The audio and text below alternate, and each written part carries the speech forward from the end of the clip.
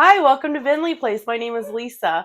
So I'm going to be really busy today. I'm going to puree some pumpkins that I grew. I'm going to pickle some peppers that I grew.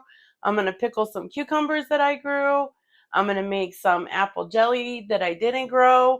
I'm going to make some salsa verde. Um, and I'm not really sure what else. We're going to find something else to do, but it's going to be a busy day today. So why don't you hang out with me? Okay, so this is my haul from yesterday.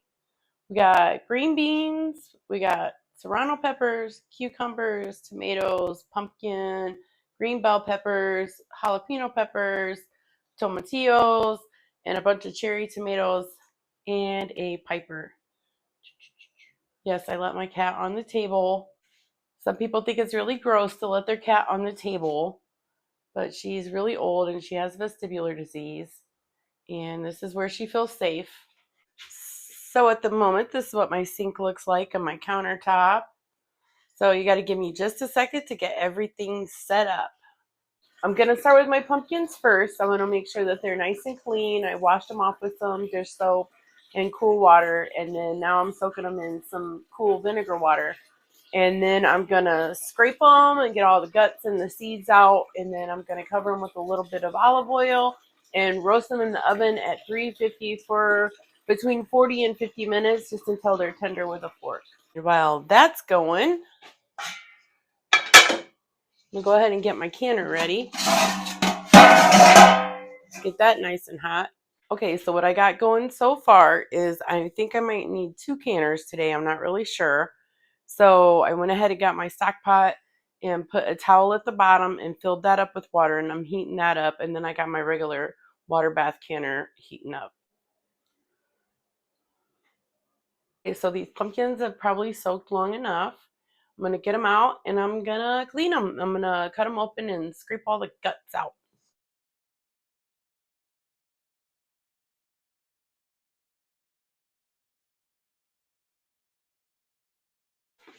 Okay, so piece of parchment paper.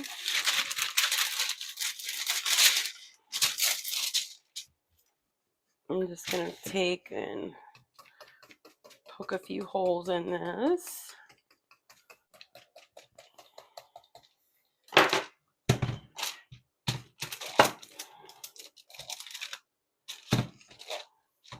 going to put some olive oil on the outside, just along the edges. Now these pumpkins I got last year from Rural King, and they were on clearance. I got them at the end of the season, and I got them on clearance for 25 cents a piece. And I bought a couple of them, and I actually made a video. It was like a little 1.5, 2 minute video, and it was just about how to roast your pumpkins to make them into pumpkin puree. And I just kept the seeds. Well, I didn't keep all of them, but I kept quite a few of the seeds, and that's what I planted this year. So that worked out pretty good, I think. I'm gonna put just a smidgen of salt on them, not much, just a smidge.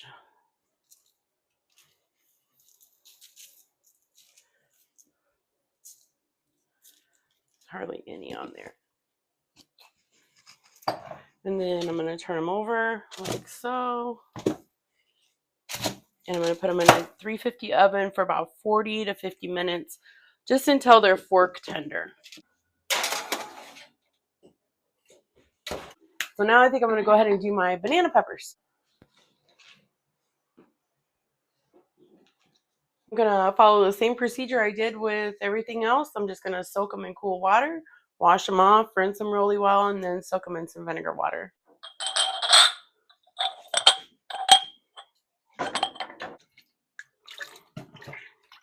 I already got some brine made that I had just stored in the fridge from the last couple of times I made pickled banana peppers. So we'll just use that. I'm gonna put it on the stove and let it start warming.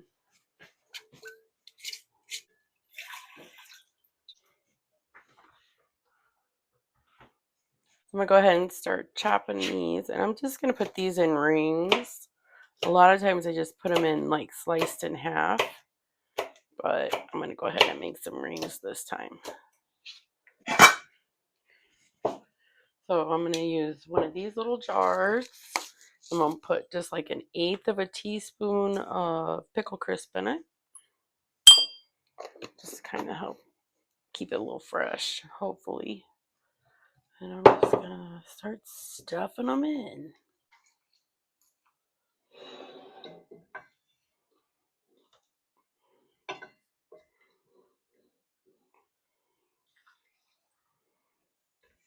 They're going to float a little bit because they're not completely packed in, but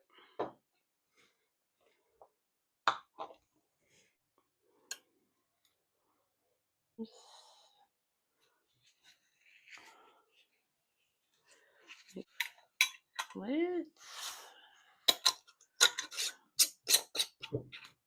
And we'll just put them back in the canner. It's set real low, and it's just hot water right now. It's not boiling or anything. So these will stay until I get a few more things pickled up, ready to go. For my jalapenos and serranos, I like to can them with a carrot, a little onion, and a little garlic, as well as the brine. So I'm going to get that stuff ready. So technically, you don't need carrots or garlic or onion when you pickle jalapenos or serranos. They're optional, but they just add a lot of flavor. And if you don't want your jalapenos and stuff to be so spicy, you can always just remove the seeds. All right.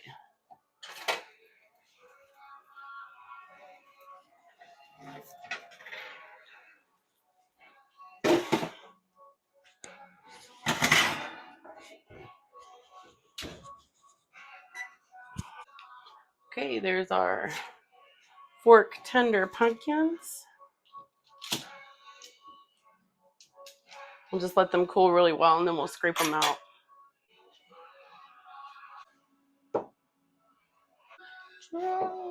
No, the way I like to do my serranos, because this is the way that Vincent likes them, you just take off the end and put them in their hole like that. Or sometimes I'll cut them down the middle, but I'm just going to put them in their hole. So I'm going to put one garlic clove in. And now I'm just going to take off the tops and fill up my jar. I'm going to save some of them back for my salsas, though, because sometimes serrano tastes better than jalapeno in certain salsas. So that's what I'm going to do.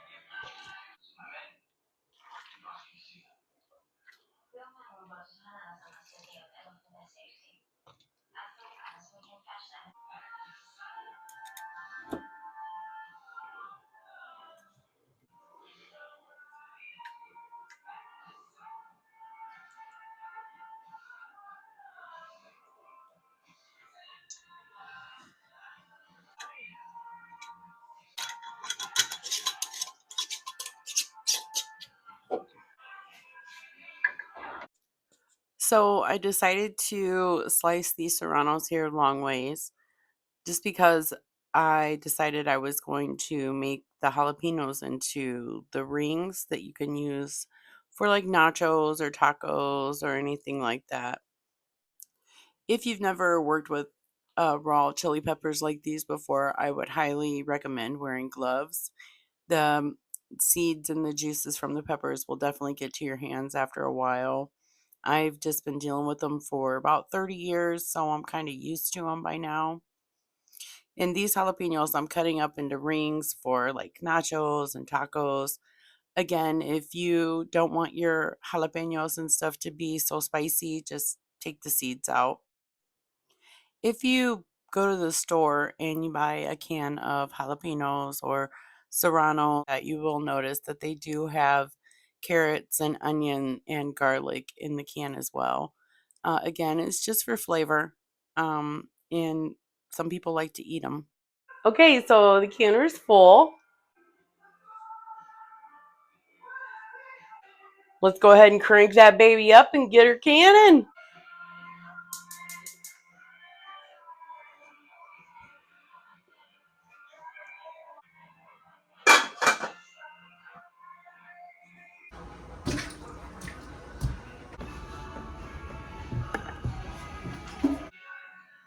Okay, so I'm going to take these bigger tomatoes that I have. I'm going to core them and I might slice them up. I'm not really sure, but I'm going to roast them in a 350 oven just until they're nice and roasted. And then we're going to make ketchup with them.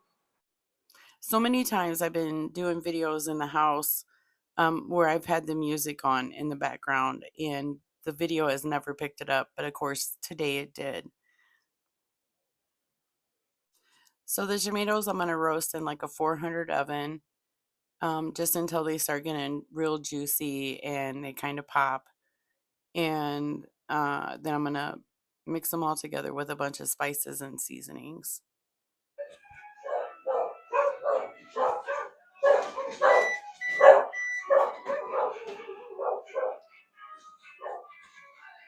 Here's our first batch all done. Now I'm going to make some apple scrap jelly. Apple scrap jelly is my favorite kind of jelly to make. You literally just save all of your apple scraps, throw them in the freezer, and then you make jelly. Some beautifully roasted tomatoes. Just going to run it through the food mill.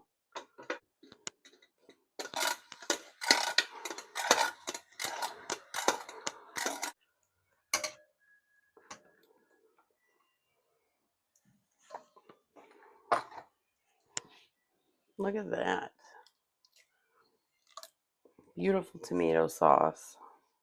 So I got all my spices and seasonings in here. I'm gonna just give them a little mix. Smells good.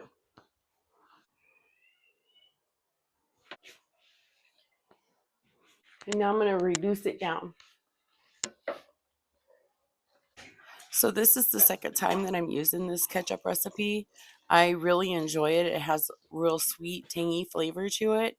It does call for smoked paprika, which I did not have, so I used ancho powder in place of it, and that's why it has the darker color. It also gave it a more smoky flavor, and I kind of like that a little better. So I will be using ancho again, I think, instead of paprika. Also, I'm using some unconventional jars because I had a couple of really cute little jars I wanted to use for this. I would not recommend that you do this, but I was told that it would, as long as the lids seal, that it would be fine.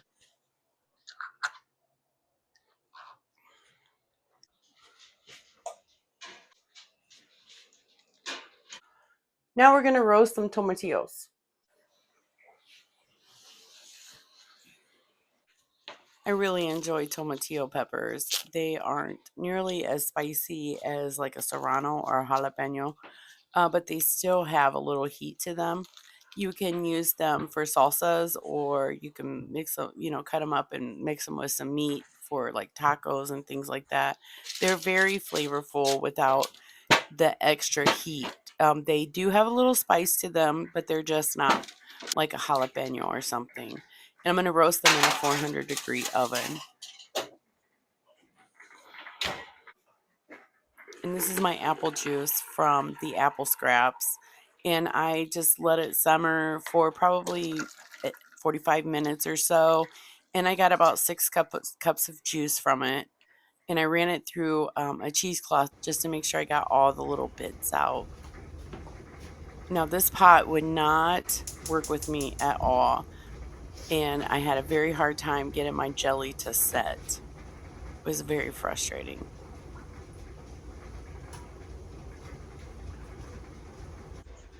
This is one of the little jars I was talking about. Isn't it so cute? I just thought it was so cute.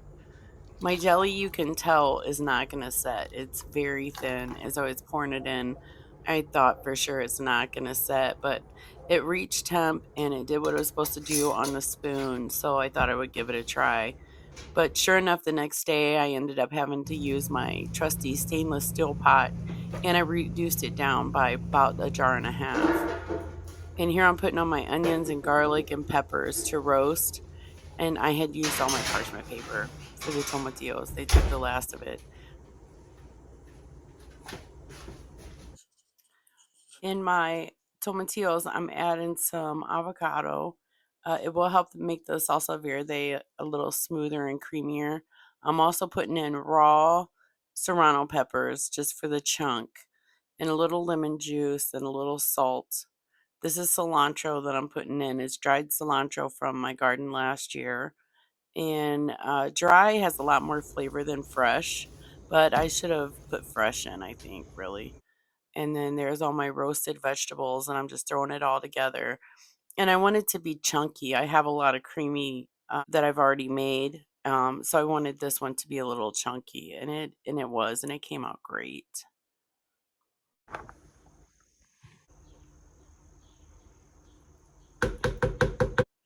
Again, for this salsa, I'm using an unconventional jar. It's a mole jar. I like the shape of it, and I thought it would be a really perfect fit for my salsa. Again, I'm not recommending that you do this, but I thought it would just look really cute. And as long as the top seals, we're good.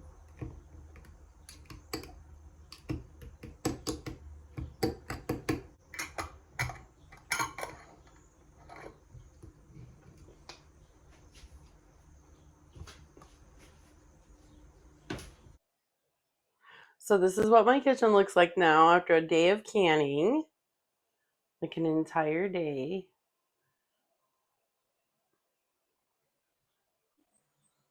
So this is what's left. Just some green peppers and some green beans and cucumbers. Everything else I've used up. So that's good. I am going to make some more salsa with those little cherry tomatoes that I have, but I just really am tired and I don't feel like making it today, and I know it'll keep until tomorrow. So that's what I'm going to do. I'll make it tomorrow. The bell peppers I'm going to blanch and put in a freezer bag and stick them in the freezer. The cucumbers I am going to pickle. The yellow tomatoes I'm just going to eat because they're so good. And the green beans I have to pressure can. And that is going to be a video coming up this weekend, um, using my pressure canner. I've never pressure canned before in my life.